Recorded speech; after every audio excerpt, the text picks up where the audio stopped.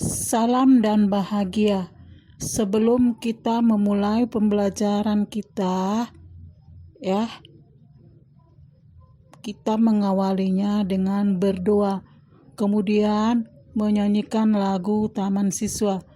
Baiklah adik-adik sekalian, sebagai lanjutan pembelajaran daring kita, Ibu mengambil materi yang keempat, yaitu yang berjudul pengertian negara, sifat-sifat negara, dan bentuk-bentuk negara yang ada di dunia ini. Nah, Ibu mengawalinya dengan pengertian negara. Istilah negara merupakan terjemahan dari kata bahasa Inggris state, bahasa Belanda dan Jerman Staat, serta bahasa Prancis Etat.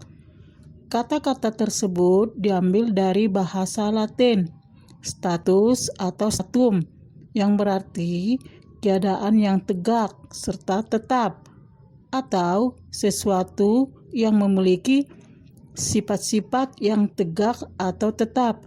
Jadi, di Indonesia, istilah negara berasal dari bahasa Sanskerta, yaitu nagari atau negara, yang berarti wilayah atau penguasa. Jadi, secara terminologi, negara itu diartikan sebagai organisasi tertinggi di antara suatu kelompok masyarakat yang mempunyai cita-cita untuk bersatu hidup dalam daerah tertentu dan mempunyai pemerintah yang berdaulat. Bisa dipahami tuh kira-kira, Nah, sekarang kita kembali kepada sifat-sifat dari negara. Kita kembali kepada sifat-sifat negara. Sifat-sifat negara itu ada 3 bagian. Yang pertama adalah sifat memaksa, yang kedua adalah sifat monopoli, yang ketiga adalah sifat mencakup keseluruhan. Nah, yang pertama sifat memaksa. Bu jelaskan pengertian dari sifat memaksa. Maksud dari sifat memaksa di sini yaitu supaya peraturan perundang-undangan yang dipatuhi ditaati melalui cara yang memaksa. Maka ketertiban dalam masyarakat tercapai. Alat pemaksa itu adalah terdiri dari TNI, polisi, dan lembaga peradilan yang secara sah mencegah terjadinya kekacauan. Contohnya, setiap warga negara harus membayar pajak. Jadi, jika ada warga negara yang menghindari kewajiban ini, dapat dikenakan denda atau harta miliknya disita. Bahkan dapat dikenakan hukuman kurungan.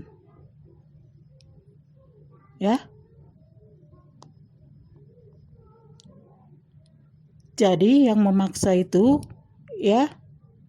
adalah TNI, polisi, dan lembaga peradilan.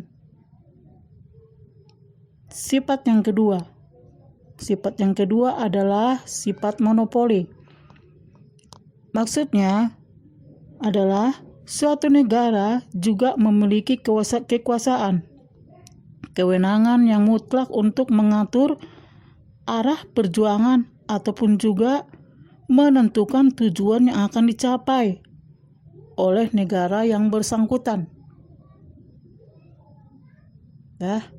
Yang ketiga, adalah mencakup semua.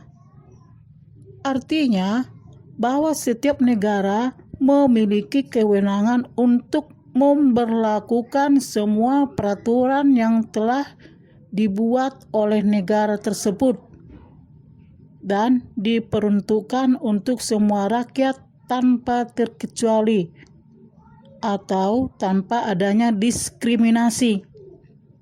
Semua warga negaranya harus membayar pajak. Semua warga negara wajib untuk melakukan upaya bela negara.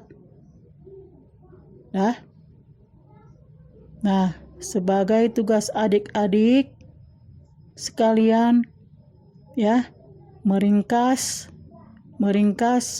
mengenai bentuk-bentuk negara yang ada di dunia beserta contohnya. Ya. Nah, di sini di video ibu ini ya ada tugas adik-adik sekalian ya mengenai meringkas apa? Meringkas 8 bentuk-bentuk negara yang ada di dunia beserta contohnya. Ya. Nah, ibu akhiri dulu pembelajaran daring kita sampai di sini. Salam adik-adik. Jaga kesehatannya. Tetap mematuhi protokol kesehatan, cuci tangan, jaga jarak, dan tetap pakai masker. Salam adik-adik.